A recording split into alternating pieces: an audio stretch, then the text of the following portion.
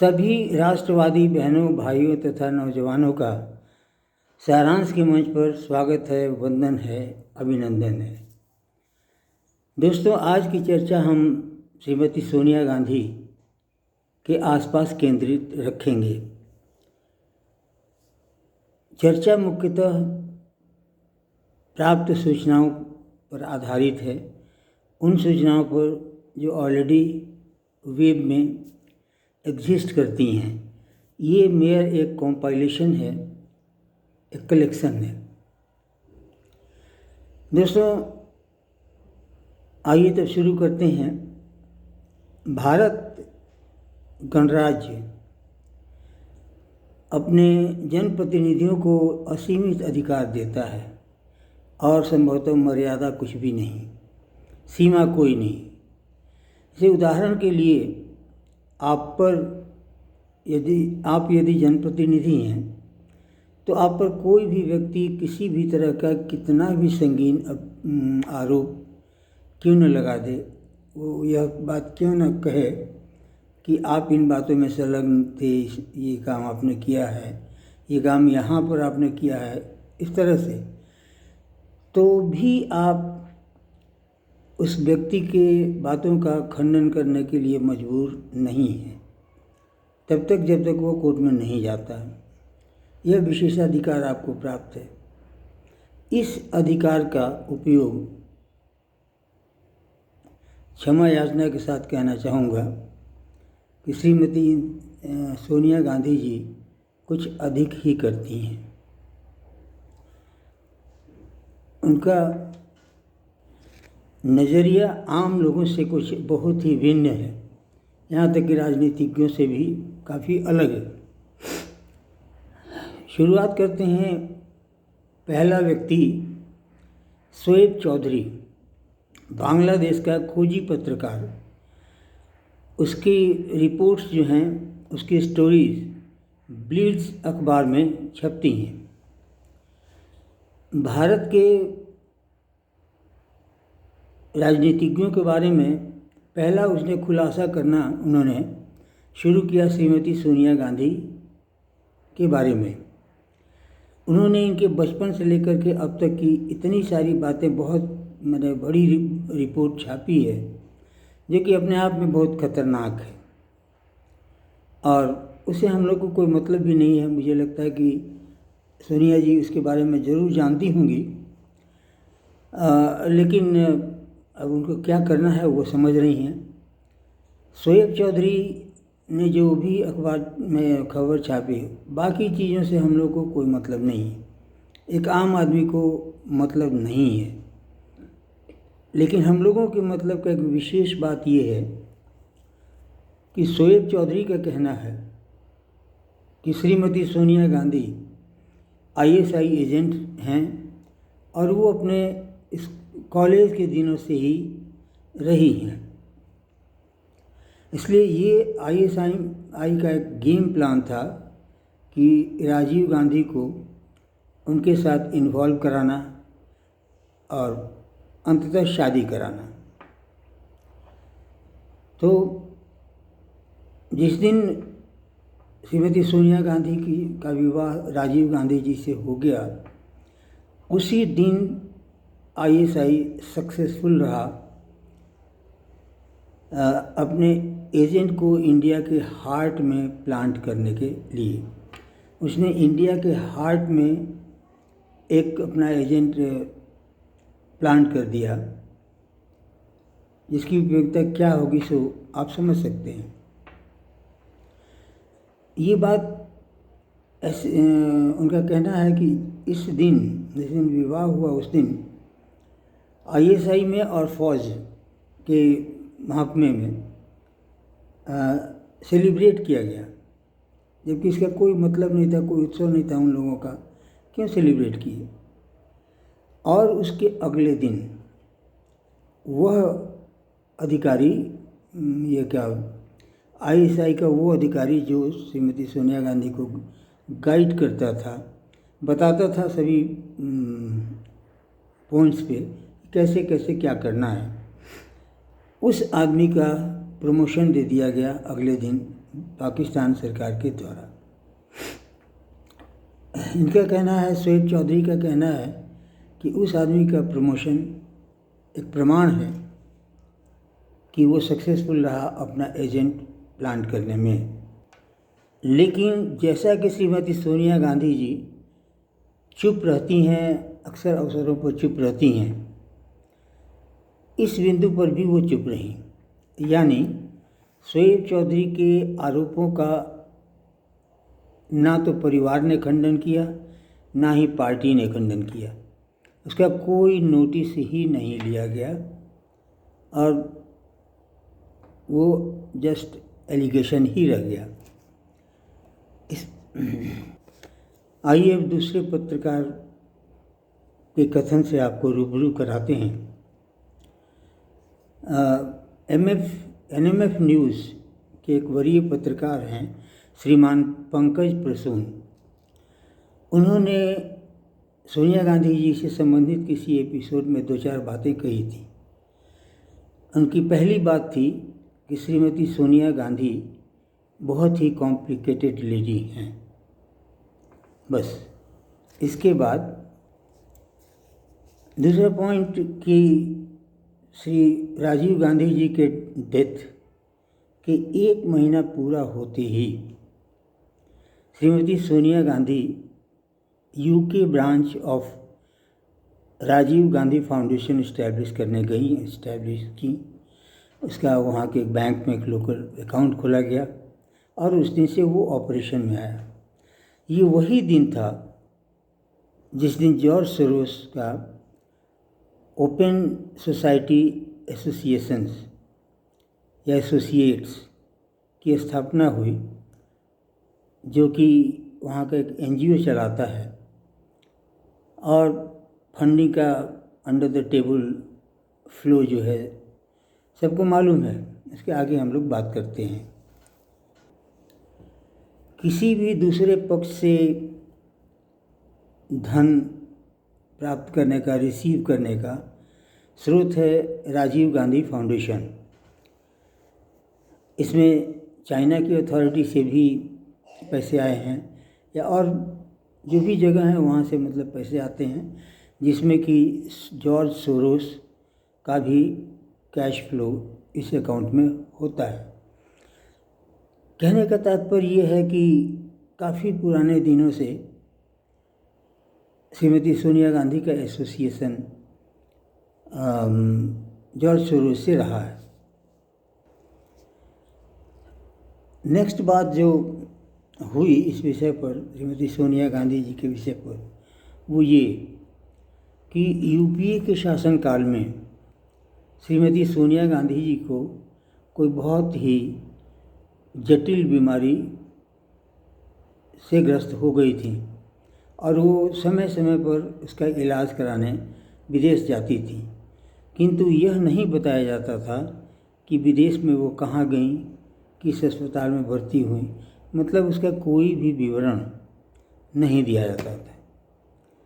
एक बात यहाँ कह देने की है ज़रूर, और इस बात से सभी लोग एग्री करेंगे कि आप अपना प्राइवेट लाइफ जिएंगे या पब्लिक लाइफ जिएंगे, ये सिलेक्शन आपका है। आप अपना प्राइवेट लाइफ बिताना चाहते हैं, बिल्कुल अपने पति पत्नी बच्चे पिता माता वगैरह के साथ अपना बिताइए जीवन, उसमें कोई दखल अंदाजी करने का अधिकार नहीं रखता है। किंतु जब आपने पब्लिक लिविंग को एक्सेप्ट किया, जब लोगों के बीच में रहना एक्सेप्ट किया, तो क्षमा कीजिएगा, आपका कोई भी पक्ष, कोई भी बात गोपनीय नहीं होती है, प्राइवेट नहीं होती है, वो सब के सब सार्वजनिक है। लेकिन कितना भी सार्वजनिक हो, श्रीमती सोनिया गांधी जी के स्वास्थ्य का कोई विवरण कभी नहीं दिया गया। हाँ, एक बात ज़रूर है उस बीमारी से संबंध कि मई 2014 जिस दिन श्री नरेंद्र मोदी की सरकार बनी और श्रीमती सोनिया गांधी कि पार्टी 44 सीटों पर सिमट गई, उस दिन उनकी बीमारी का पक्का इलाज हो गया, क्योंकि उसके बाद वो एक बार भी उस बीमारी के इलाज कराने के लिए उस तरह से वहाँ नहीं गई जैसा वो जाया करती थी।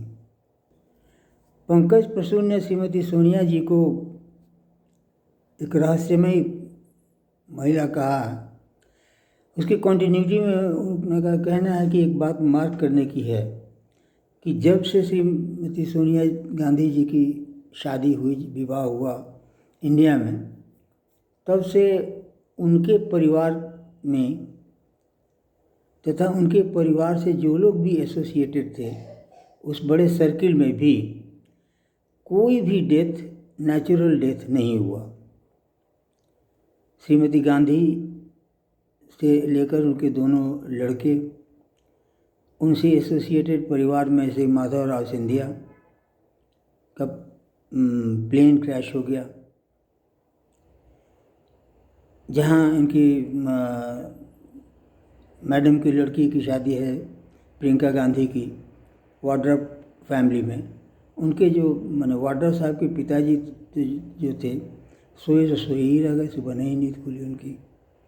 इस तरह से मिला जुला करके जो लोग भी हैं वो नेचुरल डेथ नहीं होता है, उन लोग का एक एक्सीडेंटल डेथ हुआ। पंकज प्रसून का पूछना है कि क्या ये बात कोई मायने रखती है या यह भी एक संयोग है।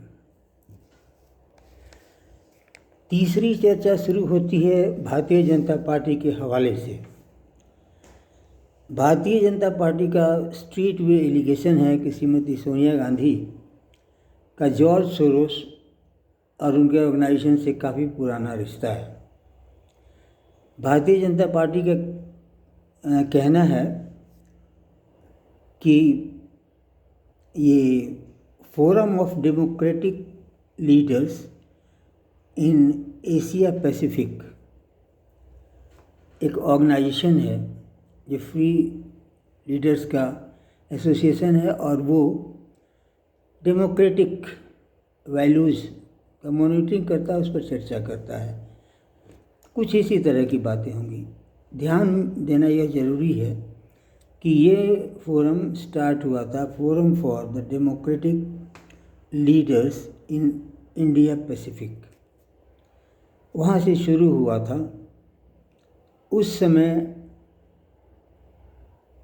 राजीव गांधी फाउंडेशन का यूके ब्रांच इस्टेब्लिश हुआ था और जॉर्ज सोरोस का एक ओपन सोसाइटी एसोसिएट्स भी शुरू हुआ जो एक एनजीओ की तरह काम करता है।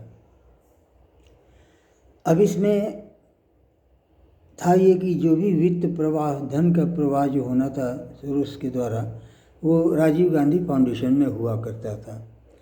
और मैडम जो थी इस democratic forum of democratic leaders in Asia Pacific, उसके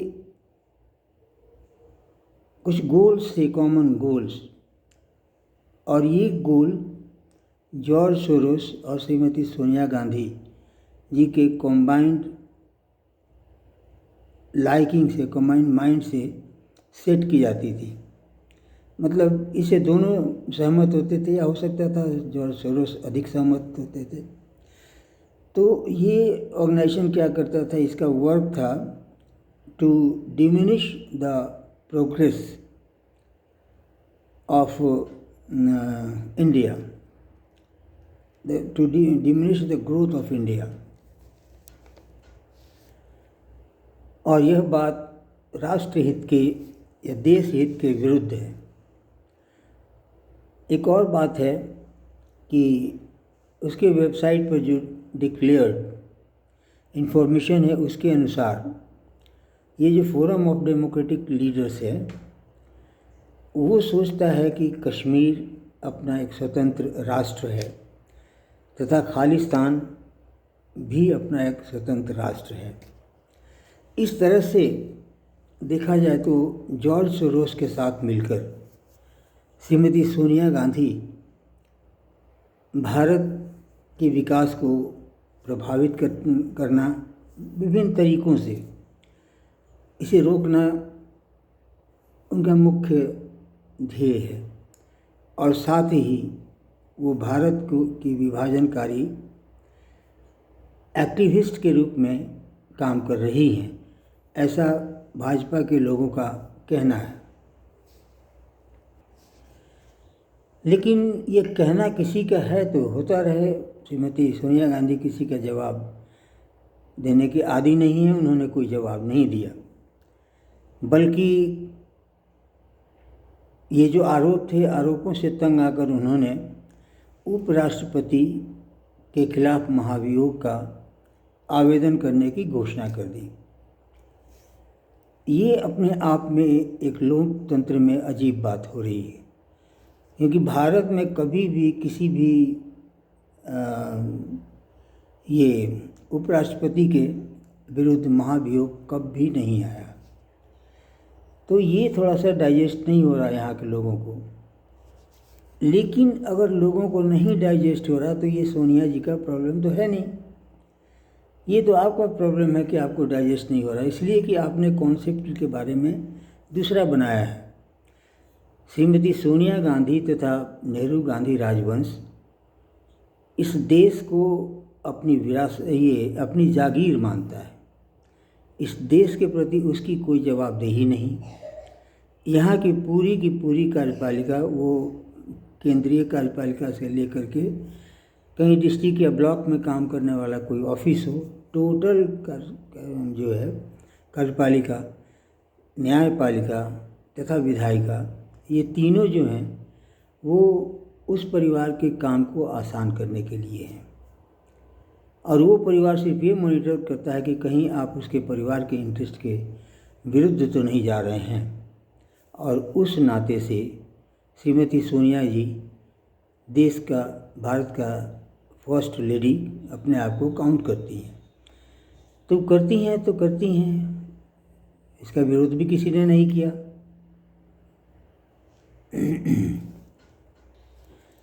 लेकिन दोस्तों, कुल मिलाकर हालात गंभीर हैं और हो सकता है कि जब ट्रायल हो तो ये सारी बातें झूठ निकलें, और ईश्वर करें कि ये बातें झूठ निकलें। जबकि दूसरी संभावना ये है कि उस ट्रायल में ये घटना सही भी पाई जा सकती है। ये जो आरोप लगाए गए हैं वो सही भी साबित हो सकते हैं। अगर सही साबित हुए तो कैसा रहेगा। हमारा ये वीडियो आज यहीं समाप्त होता है। आपने यहाँ तक हमारा साथ दिया, इसके लिए आपका बहुत बहुत आभार।